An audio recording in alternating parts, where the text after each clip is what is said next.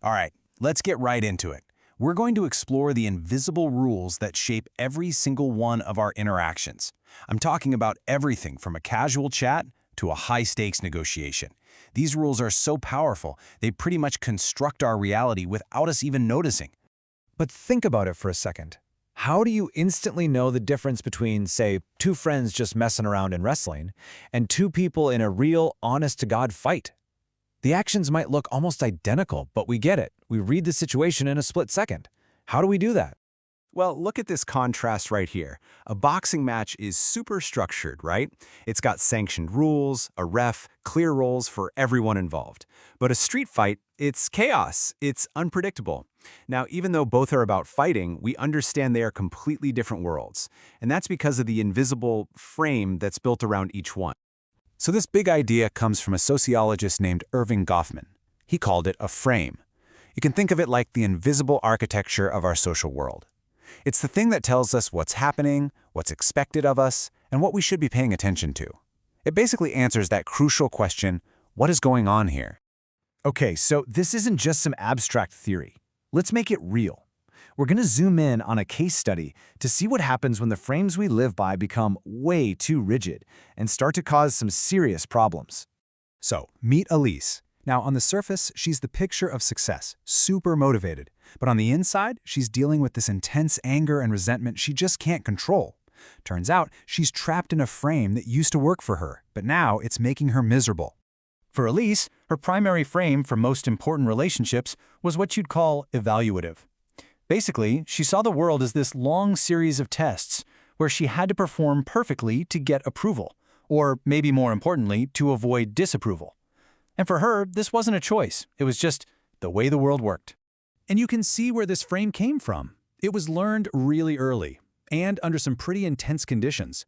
She had this early memory of demanding attention as a kid, and her mother's response was to throw a pot at her. That's a powerful lesson, right?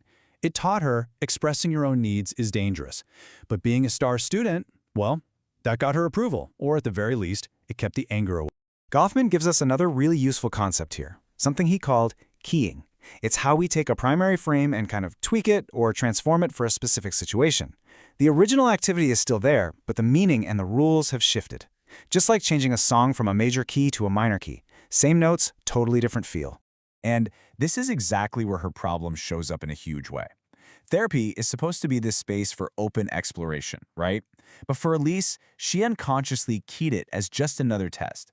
She was trying to be the perfect patient, to get an A+ in therapy, which, of course, just reinforced the very frame that was causing all her pain in the first place. But here's where things get really interesting.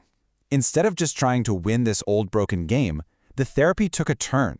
They decided to change the game completely. The new goal was to break that old frame and bring in a brand new one. And the strategy was basically a two-step process. First, you need a frame break. That means introducing new ideas that challenge the old rules, like maybe the therapist's approval isn't the most important thing here. And second, you rekey the whole thing. You shift the activity from a high-stakes test into something low-stakes, something more like play or make-believe. And the way they did this was actually pretty cool. They tapped into her old love of theater and externalized her feelings into a cast of characters. So you had the benevolent queen, which was that self-soothing, critical voice, and then the rebellious teenager, who was holding all that anger and resentment. Suddenly, it was safe to explore these parts of herself without feeling judged. And then came the breakthrough moment, a real frame break. Instead of performing to get that A, Elise acted on her own desire. She actually told the therapist she wanted to reduce her sessions. She was risking disapproval to state her own needs, the very thing her original frame was designed to prevent her from ever doing. Now, this whole dynamic, it's not just happening in a therapist office. Not at all. The exact same ideas about framing are playing out on a massive scale in the world of work. So let's zoom out from Elisa's story and take a look at the boardroom. In the corporate world, the frames we all operate in are constantly being built and reinforced around us. And you know what the primary tool is for building them? It's not brick and mortar, it's language.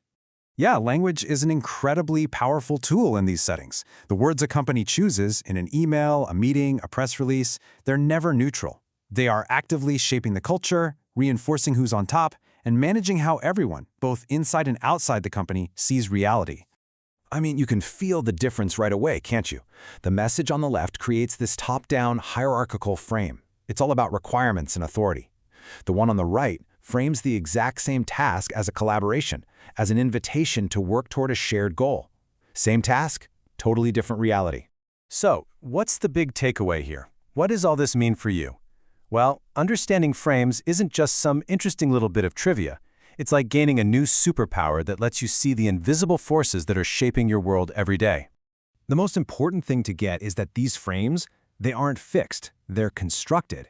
And once you can actually see the frame you're in, whether it's in a tense meeting at work, an argument with your family, or even just in your own head, you gain the power to question it, to challenge it, and maybe to rebuild it completely. And that's really the final thought I want to leave you with. Think about your own life for a minute. Is there a conversation, a relationship, or a situation that just feels stuck? What do you think would happen if you consciously tried to change the frame?